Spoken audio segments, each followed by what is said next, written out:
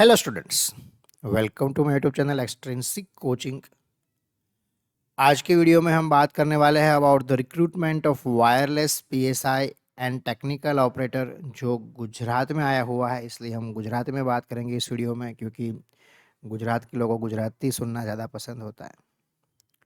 तो मित्रों, आज आप आ विडियोમાં વાત કરવાના છીએ જે વાયરલેસ પીએસઆઈ અને ટેકનિકલ ઓપરેટરની રિક્રુટમેન્ટ આવી છે એના વિશે। હવે આ રિક્રુટમેન્ટમાં ઘણા બધા સવાલો ઘણા બધાને છે, એના નવા આરઆર પણ આવ્યા છે, એના વિશે પણ આપણે ડિસ્કસ કરશું।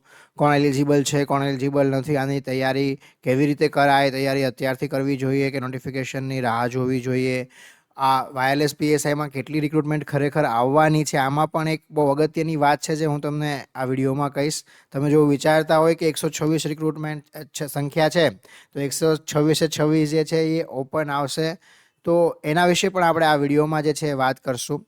તો આરઆર જે છે એને ડિટેલમાં આપણે સમજશું, કોણ એલિજિબલ છે, કોણ એલિજિબલ નથી, તૈયારી કેવી રીતે સ્ટાર્ટ કરવી જોઈએ, કારણ કે ગુજરાતમાં ઘણા સમય પછી એમ કહી શકાય કે ટેકનિકલ જે એન્જિનિયરિંગ કરેલા લોકો છે, પર્ટિક્યુલરલી ઈસીઆઈટી જેમણે કરેલું છે, ઈસીઆઈટી અને કમ્પ્યુટર સાયન્સ, એમના માટે બહુ જ મોટો અને બહુ જ સારો મોકો ગવર્મેન્ટ જોબ માટેનો જે છે આવી રહ્યો છે। તો એમની તૈયારી અત્યારથી જ સ્ટાર્ટ કરવી જોઈએ, કેવી રીતે કરવાની એ બધી જ વાત જે છે આપણે આજના વિડીયોમાં કરીશું। સૌથી પહેલાં આપણે વાત કરીએ તો રિક્રુટમેન્ટ કેટલી છે। આ એક પોસ્ટ જે છે આપણા મંત્રી દ્વારા ટ્વિટર ઉપર મૂકવામાં આવી અને એમાં જણાવવામાં આવ્યું કે 2025માં આટલી રિક્રુટમેન્ટ થવાની છે, જેમાં વાયરલેસ પીએસઆઈની 126 જગ્યા છે, એમટી પીએસઆઈની 35 જગ્યા છે, આ પણ ટેકનિકલ પોસ્ટ જ છે મિત્રો, અને ટેકનિકલ ઓપરેટરની 551 જગ્યા છે। આ બહુ જ મોટી રિક્રુટમેન્ટ છે મિત્રો, કારણ કે ઘણા લાંબા સમયથી આટલી મોટી રિક્રુટમેન્ટ ટેકનિકલ ઓપરેટરમાં આવી નથી। આ એક બહુ જ સારો ચાન્સ છે મિત્રો આટલી મોટી રિક્રુટમેન્ટ માટે તૈયારી કરવાનો। લાસ્ટ ટાઈમ જે રિક્રુટમેન્ટ હતી એમની હું વાત કરું તો અરાઉન્ડ 30,000 પ્લસ લોકોએ એપ્લાય કર્યું હતું। હા, એટલે જેટલા લોકો એપ્લાય કરે અને એમાંથી કેટલા પાસ થાય એ જે રેશિયો આપણે કાઢીએ તો આ રિક્રુટમેન્ટમાં સૌથી સારામાં સારો રેશિયો જોવા મળે। મતલબ તમારી જે રિક્રુટમેન્ટમાં જેટલી સીટ છે એને એપ્લાય કરવાવાળામાં તમારો પાસ થવાનો જે પ્રોબેબિલિટી જેને આપણે કહીએ એ ઘણી બધી વધી જાય આમાં। એટલા માટે આ રિક્રુટમેન્ટ છે બહુ જ મોટી રિક્રુટમેન્ટ છે મિત્રો, તૈયારી અત્યારથી જ શરૂ કરી દેવી જોઈએ। હવે આમાં આપણે થોડીક પહેલાં આરઆરની વાત કરીએ, પછી આપણે આગળ વાત કરીશું કેવી રીતે તૈયારી કરવાની ને એ બધું। હવે સિલેબસ પણ જે છે લાસ્ટ ટાઈમનું સિલેબસ છે એ જ સિલેબસ ઓલમોસ્ટ આવશે, જો ફેર એમાં સિલેબસમાં આવશે નહીં। લાસ્ટ ટાઈમનો સિલેબસ મેં ડિટેલમાં મારી યુટ્યુબ ચેનલ ઉપર એક્સપ્લેન કરેલો છે। લાસ્ટ ટાઈમ મિત્રો અમે એક બેચ કરી હતી અને જેમાં ખૂબ જ સારું રિઝલ્ટ મળ્યું હતું। રિઝલ્ટ પણ મારા યુટ્યુબમાં તમને મળી જશે। તો તમારે જો તૈયારી કરવી હોય તો તમે મારો કોન્ટેક્ટ કરી શકો છો। મારી ટેલિગ્રામ ચેનલની લિંક જે છે તમને ડિસ્ક્રિપ્શનમાં મળી જશે। તમે જો આ વિડીયોને અત્યાર સુધી લાઇક નથી કર્યો તો ફટાફટ લાઇક કરી લો, ચેનલને સબસ્ક્રાઇબ કરી લો, કારણ કે આ રિક્રુટમેન્ટને લગતા ખૂબ જ અગત્યના આ વિડીયો જે છે આ ચેનલ ઉપર તમને વારંવાર મળતા રહેશે। તો હવે આપણે વાત કરીએ સૌથી પહેલાં વાયરલેસ પીએસઆઈ રિક્રુટમેન્ટનો જે આરઆર નવો બહાર પડ્યો છે એમની વાત કરીએ તો અહીંયા આગળ જે છે જો આ જે છે રિક્રુટમેન્ટમાં શું લખ્યું છે કે these rules may be called the PSI wireless class 3 in the subordinate service of police department rules 2024, મતલબ આરઆર 2024ના આરઆર તરીકે ઓળખવામાં આવશે। જે નવા આરઆર જે જૂના હતા એને મોડિફાઈ કરીને નવા આરઆર જે છે બહાર પાડવામાં આવ્યા છે। તો પીએસઆઈ વાયરલેસની રિક્રુટમેન્ટ કેવી રીતે થઈ શકે એ આમાં વાત કરવામાં આવે છે। જો સૌથી પહેલાં તો by promotion of the person, હા, જેમનો ગુડ બેચમાર્ક હોય એમની સર્વિસમાં અને Gujarat service classification recruitment rules છે એના જેટલા પણ રૂલ્સ હોય એમાં આવતા હોય, એ તો જનરલી બધા આવતા જ હોય। તો જનરલી એમાં 5 વર્ષનો એક્સપિરિયન્સ માંગ્યો છે। Have work for not less than 5 years, મતલબ મિનિમમ 5 વર્ષનો એક્સપિરિયન્સ, મતલબ તમે ટીઓમાં 5 વર્ષની નોકરી કરી છે તો તમે પ્રમોશનવાળી જે એક્ઝામ આવે એમાં તમે એલિજિબલ થઈ શકો। આમાં પણ એક્ઝામ લેવામાં આવશે। જો લખ્યું છે મિત્રો have pass departmental examination as may prescribe by the government, તો આની ડિપાર્ટમેન્ટલ એક્ઝામ લેવામાં આવે જેમાં ફક્ત ને ફક્ત જે ટીઓ છે એ એપ્લાય કરી શકે, અને ટીઓમાં પણ તમારા 5 વર્ષ પૂરા થઈ ગયા હોય તો તમે એપ્લાય કરી શકો। હવે જો આમાં ક્વોલિફિકેશન જે છે એ રિક્વાયરમેન્ટ ક્વોલિફિકેશન નોર્મલ જે આ તમારી રિક્રુટમેન્ટમાં હતું એ જ જોવે, એટલે કે બીજું એક્સ્ટ્રા ક્વોલિફિકેશન એમાં જોવે નહીં, તમે ડિપાર્ટમેન્ટલ એક્ઝામ આપો તો।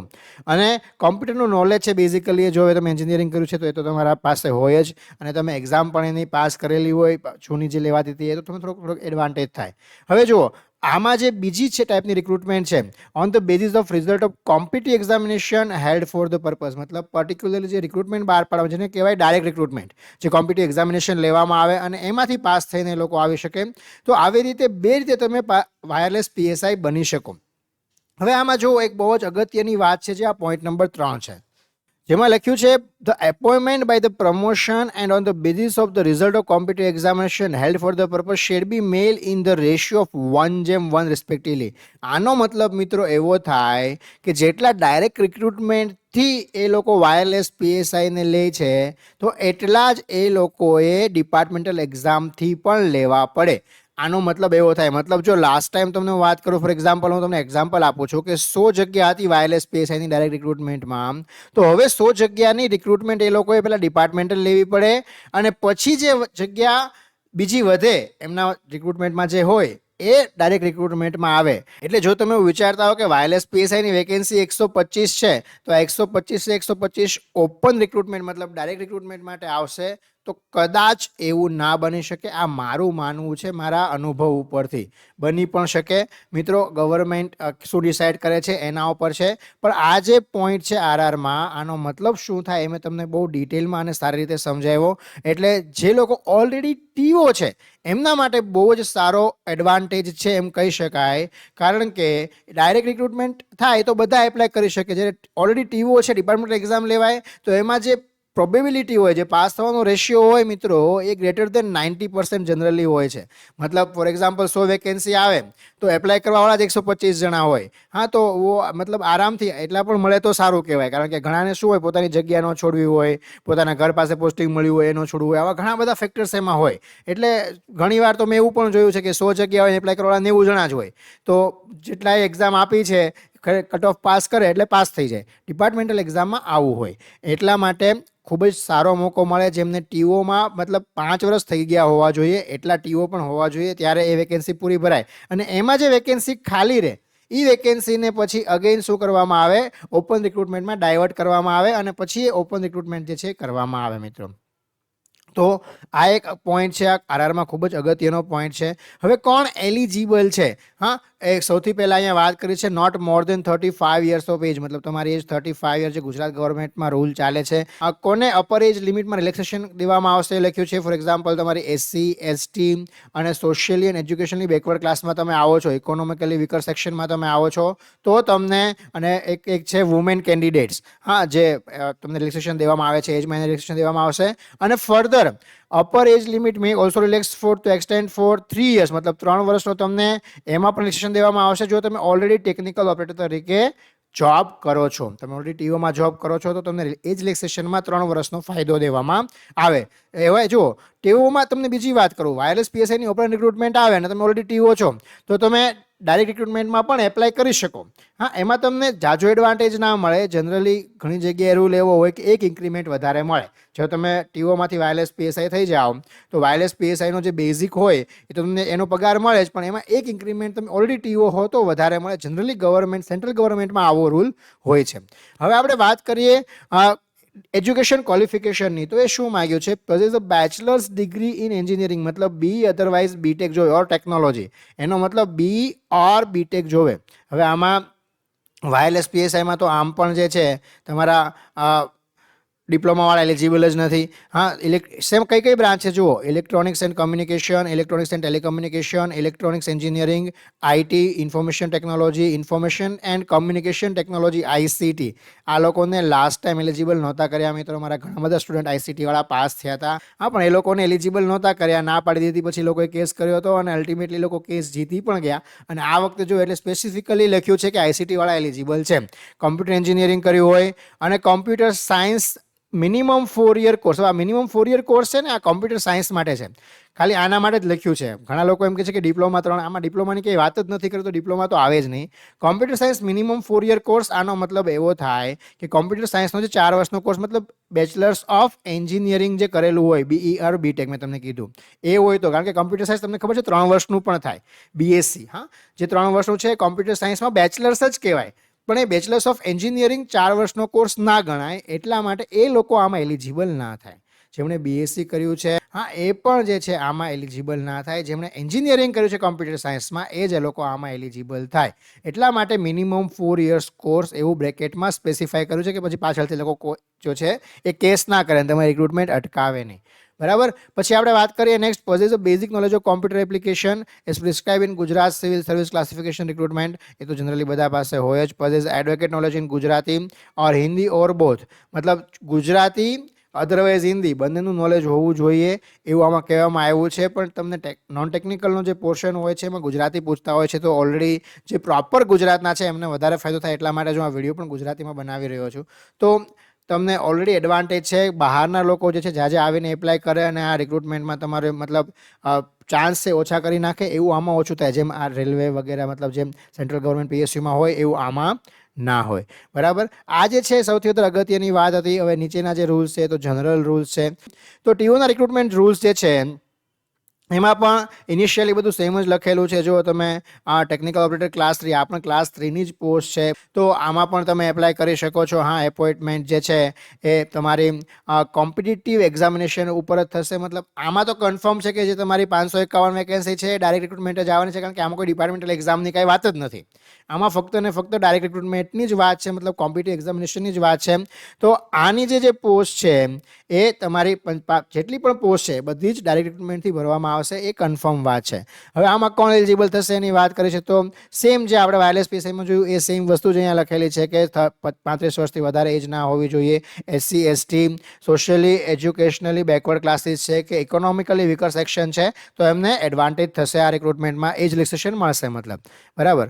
પછી અપર એજ રિલેક્સેશન એમને પણ મળી શકે જે already service of government of Gujarat in accordance with the provision of the Gujarat civil service classification છે. મતલબ જે ઓલરેડી ગવર્મેન્ટ ઓફ ગુજરાતમાં જોબ કરે છે એમને કદાચ અપર એજ લિમિટમાં રિલેક્સેશન મળી શકે. આ પણ આમાં કહેવામાં આવ્યું છે. મતલબ તમે કોઈ બીજી જોબ કરો છો લોઅર લેવલની, હા ક્લાસ 3 કે એની નીચેના ક્લાસ 4ની કોઈ જોબ કરો છો અને તમારે એક્ઝામ આપવી છે તો તમે મતલબ એજ ક્રાઇટેરિયામાં નથી આવતો, તમારી એજ 37 વર્ષ છે તો તમને 37 વર્ષ સુધી આમાં તમને જે છે એજ રિલેક્સેશન મળી શકે. આનો મતલબ એવો છે.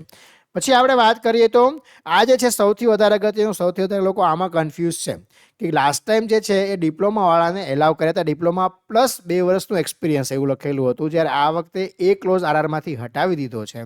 આ વખતે એવું છે કે possess the bachelor degree in engineering or technology in electronics communication EC, electronics and telecommunication, electronics જ્યારે આને એસી પણ કહેવામાં આવે, હા ઇલેક્ટ્રોનિક્સ એન્જિનિયરિંગ ખાલી ઇલેક્ટ્રોનિક્સ કરેલું હોય, ઇલેક્ટ્રોનિક્સ એન્ડ ઇલેક્ટ્રિકલ આમાં એલિજિબલ નથી. આ હું તમને ચોખવટ કરી દઉં. Information technology IT, information and communication technology મતલબ આઈસીટી, પછી computer engineering, computer science minimum 4 year course. જો અહીંયા મેં તમને જેમ વાયરલેસ પીએસઆઈમાં વાત કરી એવી જ રીતે સમજવાનું કે જેમણે કોમ્પ્યુટર સાયન્સમાં એન્જિનિયરિંગ કરેલું છે, મતલબ બીઈ કે બીટેક કરેલું છે એ લોકો જ આમાં એલિજિબલ થાય. હા, એ લોકો જેમણે બીએસસી કરેલું છે કે એમએસસી પણ ભલે કરેલું હોય, હા કે બીસીએસ કરેલું હોય, જે પણ કરેલું હોય એ લોકો આમાં એલિજિબલ થાય નહીં. જેમણે ફક્ત એન્જિનિયરિંગ કર્યું છે એ જ લોકો આમાં એલિજિબલ થાય. તો બીજા લોકોએ હવે અમે સર કેસ કરીએ કે એવું કરીએ, તમે એવું લોકો કરી શકો. ઘણા બધાને અમને મેસેજ આવતા હતા, હા કે સર આમાં અમે શું કરી શકીએ, હવે કેસ કરીએ અમને એલિજિબલ નથી કર્યા. તો આમ તો કેસ કરવાથી મારી દૃષ્ટિએ કાંઈ ફાયદો થાય નહીં. ગવર્મેન્ટ કાંઈ આરઆર ચેન્જ ન કરે. આરઆર મતલબ બહુ મોટી વાત છે. હા, એ ચેન્જ ના થાય. આરઆર ચેન્જ કરતા તમે જુઓ લાસ્ટ આરઆર છેલ્લે ક્યારે આવ્યો હતો અને હવે ક્યારે આવ્યો, વર્ષો પછી આરઆર ચેન્જ થાય. એટલે આરઆર કાંઈ એમ દર વર્ષે ચેન્જ થાય ને તમે કેસ કરે ચેન્જ થઈ જાય એવું ના હોય. આરઆર ચેન્જ કરવાનો મુખ્ય ઉદ્દેશ તો આ વખતે મને આઈસીટી વાળાને ઇન્ક્લુડ કરવા, અને બીજું હવે ડિપ્લોમા વાળા જે છે એની કરતાં ડિગ્રીવાળા જેટલા બધા મળે છે તો પછી ડિપ્લોમાને શું કામ લેવા એવું વિચારીને કદાચ આરઆર ચેન્જ કર્યો હોય. ને ગવર્મેન્ટ ઉપર ડિપેન્ડ છે, ગવર્મેન્ટ ગમે ત્યારે આરઆર ચેન્જ કરી શકે. અને આરઆર ચેન્જ કરે પછી તમે એવું કોઈ પણ રીતે તમે એવું ના કહી શકો કે લાસ્ટમાં તો આવું હતું હવે આવું કેમ કર્યું. તો એ તો ગવર્મેન્ટનો નિર્ણય છે, એમાં તમે એને ઓપોઝ કરવા જાઓ તો તમે જીતવાના ચાન્સીસ બહુ ઓછા થઈ જાય. એટલે બહુ વધારે પડતી માથાકૂટ એમાં કરવી નહીં. હવે આ બાજુ બેઝિક નોલેજ તમારે કમ્પ્યુટરનું હોવું જોઈએ. આ બધી નોર્મલ વસ્તુ જે છે લાસ્ટ આપણે રિક્રુટમેન્ટ મતલબ જે સમજીએ આપણે વાયરલેસ પીએસઆઈના પહેલામાં એ જ છે. ठीक है, कॉम्पिटिटिव एग्जामिनेशन ઉપરથી લેવામાં આવશે. જે લાસ્ટ રિક્રુટમેન્ટ વાયરલેસ સ્પેસમાં આપણે વાત સમજી એ જ બધા પોઈન્ટ્સ આમાં છે. હવે સૌથી અગત્યની વાત સર, તૈયારી કેવી રીતે કરવી? સૌથી વધારે લોકો મને આ સવાલ પૂછતા હોય છે ટેલિગ્રામમાં, વોટ્સએપમાં. હા, એક ટેલિગ્રામ ચેનલ છે અને એક વોટ્સએપ ગ્રુપ પણ છે. હા, ટેલિગ્રામ ચેનલ તો પહેલાં જોઈન કરો, પછી એમાં તમને લિંક મળી જશે વોટ્સએપ ગ્રુપની પણ, તો તમે વોટ્સએપ ગ્રુપ પણ જોઈન કરી શકો. અને એમાંથી તમારે મારો વોટ્સએપ નંબર પણ તમને મળી જશે. તમારે જોઈતો હોય તો હું તમને આપી દઉં ડાયરેક્ટલી. તમારે કોઈ પણ ક્વેરી છે તો તમે આના ઉપર મને વોટ્સએપ કરી શકો 7984113137. અને આના ક્લાસ વિશે ઘણા બધા લોકો મને પૂછે સર ક્લાસ ક્યારે શરૂ કરશો? જો આમ તો ખરેખર મારું માનવું એવું છે કે એકવાર એડવર્ટાઇઝમેન્ટ આવે પછી ક્લાસ શરૂ કરાય.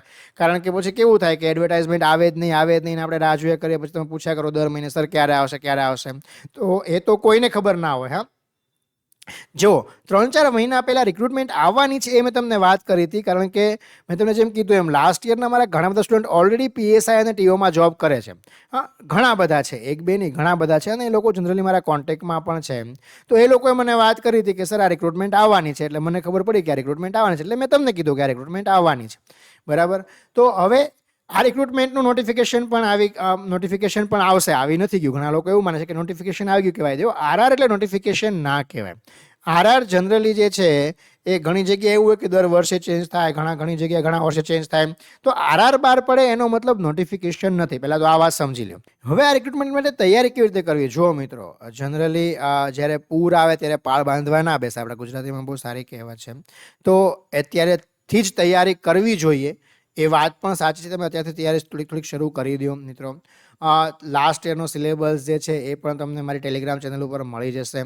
તો એમાંથી તમે ધીરે ધીરે એક પોઈન્ટ જુઓ. કદાચ સિલેબસ ચેન્જ થાય તો શું સાહેબ, એવું પણ ઘણા બધા પૂછવાવાળા હોય. તમને એક વાત કરી દઉં કે આઈટી અને એસીના જે બેઝિક સબ્જેક્ટ છે, હા, એ તો ચેન્જ ના જ થાય. જેમ કે ડેટા સ્ટ્રક્ચર તમે આઈટીનું લઈ લો, અધરવાઇઝ તમે એસીની વાત કરો તો બેઝિક ઇલેક્ટ્રોનિક્સ છે, પછી તમારું કોમ્યુનિકેશન છે. આ બધા સબ્જેક્ટ ચેન્જ ના થાય, કારણ કે આ તો બેઝિક છે. અને કમ્યુનિકેશન તો તમારી વાયરલેસ સ્પેસની જોબ જ કમ્યુનિકેશન બેઝ છે. તો પછી તમારું સાયબર સિક્યોરિટી છે. આ બધું જે છે અત્યારના મતલબ જે યુઝ થાય છે, અત્યારે સાયબર સેલમાં સૌથી વધારે પોસ્ટિંગ થાય છે મિત્રો. જૂના મારા કેટલા બધા સ્ટુડન્ટ છે જે સાયબર ક્રાઇમ જે બ્રાન્ચ બનાવે છે દરેક જગ્યાએ, એમાં કામ કરે છે લોકો. તો આમાં પણ પોસ્ટિંગ થાય તમારું. પણ આમાં પોસ્ટિંગ થાય તો એની માટે તમારે જે સાયબર સિક્યુરિટીનું બેઝિક નોલેજ હોય એ હોવું જોઈએ. તો આ બધા સબ્જેક્ટ જે લાસ્ટ યર પણ હતા આમાં ચેન્જ ના થાય. આ બધા સબ્જેક્ટ એમને રહે. ચેન્જ કરે તો 2-3 સબ્જેક્ટમાં ચેન્જ કરે, પણ ઓવરઓલ સિલેબસ જે છે એ સેમ જ રહે. તો એ સિલેબસને પકડીને તમે તૈયારી શરૂ કરી શકો. હવે તૈયારી કરવા માટે તમારે ધીમે ધીમે ટેકનિકલ ટેકનિકલ એવું નથી કે તમે અઠવાડિયામાં કરી શકો. હા, જેમને ટેકનિકલ બિલકુલ છોડી દીધું છે, એન્જિનિયરિંગ કર્યા એમને 5-10 વર્ષ થઈ ગયા હોય, ઘણાને 2-3 વર્ષ થયા હશે, ઘણા ફ્રેશર હશે. હા, આમાં દરેક ટાઈપના લોકો એક્ઝામ આપતા હોય. લાસ્ટ ટાઈમ મારી પાસે જે સ્ટુડન્ટ્સ હતા એ મોટા ભાગનો લોટ એવો હતો કે જેમણે 5-6 વર્ષ પહેલાં એન્જિનિયરિંગ પૂરું કરી દીધું હતું અને ફક્ત નોન ટેકનિકલની પ્રિપરેશન કરતા હતા. તો હવે જ્યારે ટેકનિકલની વાત આવે, નોન ટેકનિકલ તો તમને આવડે જ છે મિત્રો. નોન ટેકનિકલ તમે તૈયારી કરો છો, તમે કોમ્પિટિટિવ એક્ઝામ ગવર્મેન્ટ જોબની તૈયારી કરો છો, એનો મતલબ એવો છે કે મેક્સિમમ લોકો, હા, હું તમને વાત કરું તો 80%થી પણ વધારે લોકો એક્ઝામ આપવાવાળા એવા હશે જે ઓલરેડી નોન ટેકનિકલની તૈયારી કરે છે. 20% લોકો જે ફ્રેશર્સ છે, યા તો મતલબ જેને કહેવાય કે છેલ્લે 1-2 વર્ષમાં પાસ થયા છે, એ લોકો જ એવા હોય કે જે નોન ટેકનિકલની તૈયારી ના કરતા હોય ને ટેકનિકલ રિક્રુટમેન્ટ આવી છે, ગવર્મેન્ટ જોબ છે તો એપ્લાય કરી દે. તો નોન ટેકનિકલની તૈયારી તો તમારે શરૂ રાખવાની છે. ટેકનિકલની તૈયારી સૌથી વધારે અગત્યની છે. આ વાત મેં લાસ્ટ ટાઈમ પણ કરી હતી અને હજી ફરીવાર તમને કહું છું મિત્રો. જે કટ ઓફ ડિસાઇડ થાય, ઘણા લોકો લાસ્ટ ટાઈમ પણ એમ કહેતા કે સર નોન ટેકનિકલના બેઝ ઉપર કટ ઓફ ડિસાઇડ થશે. કોઈ દિવસ ના થાય. જેના ટેકનિકલમાં સારા માર્ક આવે એમને હંમેશા એડવાન્ટેજ રહે, કારણ કે નોન ટેકનિકલના માર્ક્સમાં બહુ ઝાઝો ડિફરન્સ હોય જ નહીં. નોન ટેકનિકલના માર્ક્સ 150, ફોર એક્ઝામ્પલ 150 માર્કનું પેપર છે, હું તમને એક્ઝામ્પલ આપું છું. તો 150માંથી ફોર એક્ઝામ્પલ તમે સમજી લો કે નોન ટેકનિકલમાં જનરલી બધાને 120 થી 130ની રેન્જમાં માર્ક આવે છે. તો જેટલી રિક્રુટમેન્ટ છે, ફોર એક્ઝામ્પલ હું તમને કહું 551 વેકેન્સી છે, તો એમાંથી 50%, એટલે તમે કહો 250 જણાને આ જ રેન્જમાં નોન ટેકનિકલમાં માર્ક હોય. તો એ લોકોને હવે બાયફર્ગેશન કેવી રીતે થાય? એ લોકોનું બાયફર્ગેશન ટેકનિકલ ઉપરથી થાય. જેના ટેકનિકલમાં વધારે માર્ક્સ આવે એ રેન્ક લઈ જાય. તમારે લાસ્ટ ટાઈમનું રિઝલ્ટ જોવું હોય તો જોઈ લેવાનું. અને લાસ્ટ ટાઈમ પણ આ જ વાત મેં વારંવાર કરી હતી, પણ ઘણા બધાને એમ હતું કે અમે નોન ટેકનિકલના બેઝ ઉપર અમે પાસ થઈ જશું. અને જે રિઝલ્ટ આવ્યું પછી પસ્તાણા, પછી ખબર પડી કે સાહેબ તમારી વાત સાચી હતી કે ટેકનિકલ જો થોડું ઘણું પણ સારું કરી લીધું હોત તો અમે આરામથી પાસ થઈ જાત. જેનું નોન ટેકનિકલ સારું હતું અને ટેકનિકલમાં થોડા ઘણા પણ વધારે માર્ક લીધા હોત તો ટીઓની બદલે વાયરલેસ પીએસઆઈ થઈ જાય. કારણ કે ઘણા જો આમાં તમે તૈયારી કરશો તો ઓલમોસ્ટ સિલેબસ બંનેનો સેમ હોય છે, બંનેની તૈયારી સાથે જ કરશો, ટેકનિકલ ઓપરેટર અને વાયરલેસ પીએસઆઈ બંનેની. તો ટેકનિકલ ઓપરેટરનું લેવલ થોડુંક ઓછું હોય. દેખો જો બંને ક્લાસ 3ની એક્ઝામિનેશન જ છે. Technical operator last time diploma કીધું તો આ વખતે ડિપ્લોમા કાઢી નાખ્યું છે, એટલે આ વખતે ડાયરેક્ટ ડિગ્રીવાળા જ એપ્લાય કર્યા છે. પોસિબલ છે કે પેપરનું લેવલ ટેકનિકલ ઓપરેટરમાં થોડુંક ઓછું હોય, વાયરલેસ પીએસઆઈમાં થોડુંક વધારે ઉપર હોય. પણ તૈયારી તમે બંનેની સાથે કરી શકશો મિત્રો. બંનેની તૈયારી કરવા માટે ટેકનિકલની તૈયારી તમારે અત્યારથી શરૂ કરી દેવી જોઈએ મારું માનો તો. અને ઘણા બધા મિત્રો મને વારંવાર પૂછે છે, જો આ વખતે આપણે જે વિચાર કર્યો છે ક્લાસ શરૂ કરવાનો એ ઓનલાઈન ક્લાસ જ કરવાના છે, ઓફલાઈન ક્લાસ કરવાના નથી. ફક્ત ને ફક્ત ઓનલાઈન ક્લાસનો ઓપ્શન છે. અને ઓનલાઈન ક્લાસ જે આપણે શરૂ કરશું એ પણ 20થી વધારે સ્ટુડન્ટ થશે જ્યારે પણ, ત્યારે આપણે ઓનલાઈન ક્લાસ શરૂ કરશું. લાસ્ટ યર જે મેં ભણાવેલું છે, હા, અમુક સંસ્થામાં એમના રેકોર્ડિંગ જે છે એ મારી પાસે અવેલેબલ છે, તો એ પણ તમને ગૂગલ ડ્રાઈવમાં ઓલરેડી મળી જશે. મટીરિયલ તો લાસ્ટ યરનું તમે જોયું નહીં હોય તો કદાચ તમને વિડીયો મળી જશે મારો. મટીરિયલ ઓલરેડી ગૂગલ ડ્રાઈવ ઉપર છે જ. તમારે મટીરિયલ બહુ જ સારું અને એનામાં ઘણો બધો ફેરફાર પણ થશે. જો મિત્રો લાસ્ટ ટાઈમ જ્યારે મેં ઓનલાઈન બેચ ચાલુ કરી ત્યારે હું તમને કહી દઉં, ત્યારે મારી ઓનલાઈનમાં ફર્સ્ટ બેચ હતી, મતલબ પહેલી વાર મેં ઓનલાઈન ક્લાસ કરાવતો હતો. તો એટલા માટે ઘણી બધી જગ્યાએ ઘણા બધા જે સ્ટુડન્ટ હતા કદાચ એમને એવું થયું પણ હોય કે સાહેબ ઓનલાઈનમાં થોડુંક જો સેટઅપ કરવામાં વાર લાગે, એવું બધું થાય. હવે એ પછીથી વાત કરું તો એ પછી મેં કેટલી બધી ઓનલાઈન બેચ કરી નાખી. કારણ કે હવે ઓનલાઈનમાં જ લોકોને વધારે રસ હોય છે અને હવે લોકોને ટેવ પણ પડી ગઈ. ત્યારે નવું હતું એટલે લોકો એમ માઇન્ડથી સેટ પણ ના થતા કે સર ઓનલાઈનમાં કેમ મજા આવે આ મોબાઈલ સામે રાખીને ભણવાની. પણ હવે તો લોકો એમ જ ભણતા હોય છે એટલે ઓનલાઈન સેટ પણ થઈ ગયું છે, એટલે વાંધો નથી. એટલે ઓનલાઈન બેચ જ આપણે સ્ટાર્ટ કરવાના છીએ. અને ઓનલાઈન બેચમાં તમને મિત્રો બીજી પણ એક વાત કરું, વારંવાર લોકો મને પૂછતા હોય છે, સર ફીસ લાસ્ટ ટાઈમ જે ફીસ હતી એના કરતાં આ વખતે ઓછી ફીસ હશે. લાસ્ટ ટાઈમ કરતાં મોંઘવારી ભલે વધી ગઈ હોય પણ આ વખતે ફીસ જે છે ઓછી હશે. કારણ કે ઓનલાઈન ક્લાસ હું પોતે સ્ટાર્ટ કરવાના છું અને મારા પોતાના જ હશે, એટલે બીજું કાંઈ કોઈ આમાં ઇન્ફ્લુઅન્સ હશે નહીં. એટલા માટે લાસ્ટ ટાઈમ કરતાં ફીસ પણ મિત્રો ઓછી હશે. પણ મેં તમને કીધું એમ અમુક સ્ટ્રેન્થ થશે પછી આપણે ક્લાસ શરૂ કરશું. અને જેમને ક્લાસ કરવા છે આપણે વીકેન્ડ બેચ સ્ટાર્ટ કરી શકીએ. અત્યારે રોજ તો ભણવાથી કાંઈ મતલબ નથી, કારણ કે આપણને ખબર નથી, રિક્રુટમેન્ટ હજી નોટિફિકેશન પણ નથી આવ્યું. હા, ક્યારે નોટિફિકેશન આવશે, પછી નોટિફિકેશન આવ્યા પછી પાછો નવો સવાલ આવશે કે સર એક્ઝામ ક્યારે આવશે, એ પણ નવો સવાલ. લાસ્ટ ટાઈમ તમને ખબર છે કે એક્ઝામ ઓલમોસ્ટ 4-5 મહિના પછી આવી હતી. હવે આમાં આ વખતે ક્યારે આવે કંઈ કહી ના શકાય. ઘણીવાર મહિનામાં પણ ગવર્મેન્ટ છે, મહિનામાં પણ આવે, 5 મહિને પણ આવે, 6 મહિને પણ આવે. પણ હવે પહેલાં કરતાં ઘણું બધું સારું છે, એડવાન્સમાં ખબર પડી જતી હોય છે એટલે વાંધો નથી. પણ તૈયારી અત્યારથી શરૂ કરવી જોઈએ. ટીપે ટીપે સરોવરભાઈ એમ કહે છે ને, આમ ટેકનિકલ નોલેજ આપણે બધું ભૂલાઈ ગયું હોય તો રિવિઝન કરવાનું ધીમે ધીમે આપણે સ્ટાર્ટ કરી દેવું જોઈએ. આમાં જુઓ મિત્રો, રિવિઝન જ કરવાનું છે. તમે જે એન્જિનિયરિંગમાં ભણ્યા છો એ જ છે, નવું કાંઈ નથી. હા, નવું છે આઈટી તમારી બ્રાન્ચ છે તો તમારી પાસે ઈસી છે, ઇલેક્ટ્રોનિક્સ કમ્યુનિકેશન છે, એ બિલકુલ નવું છે. તમારી ઈસી બ્રાન્ચ છે તો આઈટી બિલકુલ નવું છે. હા, બીજી પણ તમને વાત કરું, લાસ્ટ ટાઈમ મેં આઈટીના સબ્જેક્ટ બહુ ઓછા કરાવ્યા હતા, પણ આ વખતે હું તમને આઈટી પણ ડિટેલમાં બધું ભણાવી શકીશ. કારણ કે એ પછી એ પણ મેં એના ક્લાસ પણ કરાવી લીધા છે. હા, એકવાર એટલે એ પણ મેં શીખી લીધું છે. એટલે એ પણ આ વખતે એડવાન્ટેજ છે. જેટલો પણ સિલેબસ છે પૂરેપૂરો અને બિલકુલ જે લેવલ છે એ જ લેવલ ઉપર આપણે તૈયારી કરવાની જે છે એ કોશિશ કરીશું. તો તમને બિલકુલ એનો એડવાન્ટેજ થશે મિત્રો. હવે ઓનલાઈન ક્લાસ તમારે કરવા છે તો બીજું કાંઈ નહીં, મેં તમને જે આ મોબાઈલ નંબર આપ્યો છે એના ઉપર તમારે મને મેસેજ કરવાનો છે અને ટેલિગ્રામ ગ્રુપ જે છે જોઈન કરી લેવાનું છે, જેના ઉપર તમને વારંવાર બધી જ માહિતી મળતી રહેશે. એમાં હું તમને ટેકનિકલ અમુક ક્વેશ્ચન જે વારંવાર એક્ઝામમાં પૂછાતા હોય છે એ પણ હું તમને શેર કરતો રહીશ, તો એનો પણ તમને એડવાન્ટેજ થશે મિત્રો. તો તમે ટેલિગ્રામ ચેનલની જે લિંક છે તમને આ ડિસ્ક્રિપ્શનમાં મળી જશે, એ જોઈન કરી લેજો. અને આ મોબાઈલ નંબર ઉપર તમે મને કોન્ટેક્ટ કરી શકો છો તમારે કોઈ પણ ક્વેરી છે તો. જ્યારે પણ ક્લાસ આપણે શરૂ કરશું ત્યારે હું યુટ્યુબમાં પણ જાહેરાત મતલબ મૂકીશ, એકવાર કહીશ બધાને કે આપણે આવી રીતે તૈયારી શરૂ કરી રહ્યા છીએ. અને ટેલિગ્રામ ચેનલ અને વોટ્સએપ ગ્રુપમાં તમને ઇન્ફોર્મેશન મળી જ જશે. બીજું તમારો કોઈ પણ સવાલ છે, તમને આ વિડીયોમાં કાંઈ પણ ના સમજાણું હોય, તમે મને બીજી જે કોમેન્ટ સેક્શનમાં કોમેન્ટ કરીને પૂછી શકો છો. મને જ્યારે પણ ટાઈમ મળશે ત્યારે હું તમને રિપ્લાય કરવાની ટ્રાય કરીશ. અને મિત્રો, તમે અત્યાર સુધી આ વિડીયોને લાઈક નથી કર્યો તો લાઈક કરો. જે પણ લોકો તૈયારી કરે છે કે જેમને ખબર પણ નથી કે આ રિક્રુટમેન્ટ આવી છે, એ લોકોને આ વિડીયો શેર કરો અને આ ચેનલને સબસ્ક્રાઈબ કરી દો મિત્રો. આ રિક્રુટમેન્ટને લગતા જેટલા પણ અગત્યના ન્યૂઝ છે એ બધા જ તમને આ ચેનલ ઉપર મળી જશે. થેન્ક યુ વેરી મચ મિત્રો.